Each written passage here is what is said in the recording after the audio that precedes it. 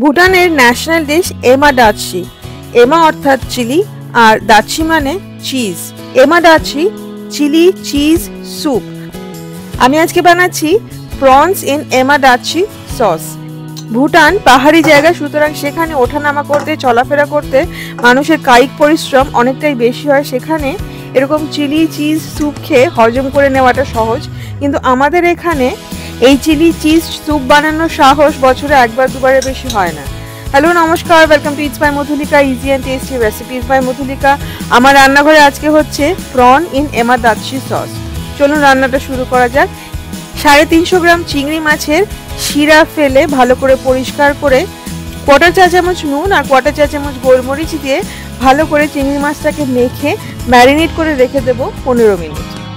আমি মাঝারি সাইজের চিংড়ি মাছ নিয়েছি, আপনারা চাইলে ছোট ছোট চিংড়ি মাছও ইউজ করতে পারেন। বেল পেপার, আমি ইয়েলো বেল পেপার পাতলা পাতলা করে স্লাইস করে রেখে দিচ্ছি।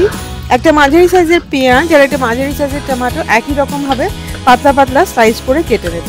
প্রত্যেকটা রান্নার নিচে ডেসক্রিপশন বক্সে সমস্ত উপকরণের লিস্ট এবং আরও কিছু ভালো ভালো রেসিপির লিঙ্ক, যেরকম এখানে কিছু মাছের রেসিপির লিঙ্ক শেয়ার করা থাকবে ডেসক্রিপশন বক্সে। লিঙ্কে ক্লিক করলে রেসিপিগুলো দেখা যায়। দেখে ভালো লাগলে অবশ্যই ট্রাই করবেন, পছন্দ হলে প্লিজ লাইক করবেন ও শেয়ার করবেন। কাঁচা লঙ্কা লাগছে, আমি এখানে কাঁচা পাকা লঙ্কা নিয়ে নিয়েছি। যে যতটা ঝাল খায় ততটা দিতে পারেন। এখানে কিন্তু এই রান্নাটা কিন্তু যথেষ্ট ঝাল হয়, আমি যেরকম ঝাল খাই সেই অনুযায়ী 3টে কাঁচা লঙ্কা এইভাবে চিড়ে টুকরো করে কেটে নিচ্ছি। এছাড়া লাগবে রসুন, আমি 2টো বড় রসুনের কোয়া গ্রেট করে নিচ্ছি। চাইলে রসুনের পরিমাণ এখানে বাড়িয়ে দিতে পারেন, রসুন কিন্তু এই রান্নাটায় বেশ ভালো লাগে খেতে। সবজি কাটাকাটি সব শেষ, এবার শুরু করা যাক রান্নাটা সাদা তেলে হবে। আমি ফ্রাই প্যানে 1 টেবিল চামচ সাদা তেল নিয়ে নিচ্ছি। তেলটা যখন খুব ভালো করে গরম হয়ে যাবে তখন এর মধ্যে ভেজে নেব চিংড়ি মাছগুলো। হাই ফ্লেমে ভাজি যাতে চিংড়ি মাছ থেকে জল না বেরিয়ে যায়। 2 মিনিট মতো ভেজে নিয়ে চিংড়ি মাছটা উল্টে অন্য দিকটা 1 মিনিট মতো ভেজে নিতে হবে। চিংড়ি মাছের রংটা জাস্ট চেঞ্জ হবে। খুব বেশি ভাজলে কিন্তু চিংড়ি মাছগুলো শক্ত হয়ে যেতে পারে, সুতরাং হালকা করে ভেজে নিতে হবে। চিংড়ি মাছগুলো ভাজা হয়ে গেলে তুলে নিতে হবে। এইবারে গ্যাসের ফ্লেমটা বন্ধ করে দিয়ে দেবো এক এক করে বেল পেপার, টমেটো, পেঁয়াজ, কাঁচা লঙ্কা, কাঁচা পাকা লঙ্কা। তেল দিয়ে দেব 1/2 চা চামচ। আপনারা চাইলে এখানে মাখনও দিতে পারেন, আমি সাদা তেল ইউজ করছি।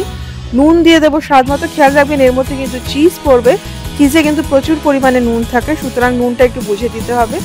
গ্রেট করে রাখা রসুনটা দিয়ে দিলাম আর 3/4 কাপ জল দিয়ে দেব। সবকিছু দিয়ে খুব ভালো করে মিশিয়ে গ্যাসের ফ্লেমটা অন করে দেব। যখন পুরো রান্নাটা ফুটতে শুরু করবে তখন ঢাকা দিয়ে রান্না করব 10 মিনিট একদম কম আছে।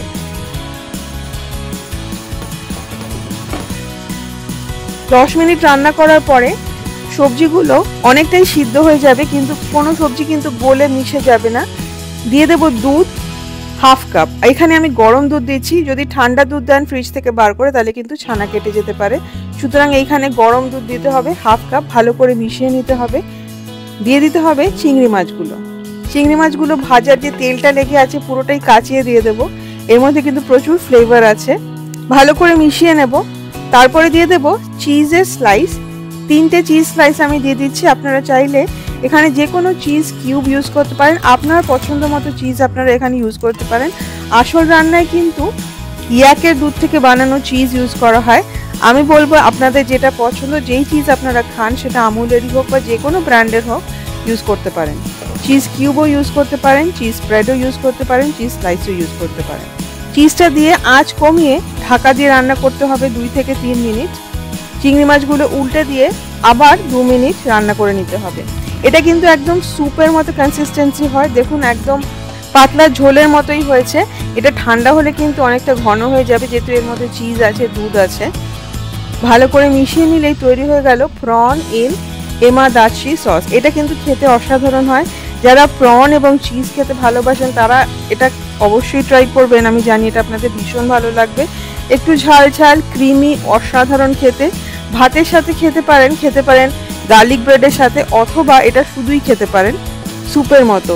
রান্নাটা অবশ্যই ট্রাই করবেন, আমাকে কমেন্ট করে জানাবেন যে আপনাদের কেমন লাগলো। ভালো লাগলে প্লিজ লাইক করবেন ও শেয়ার করবেন।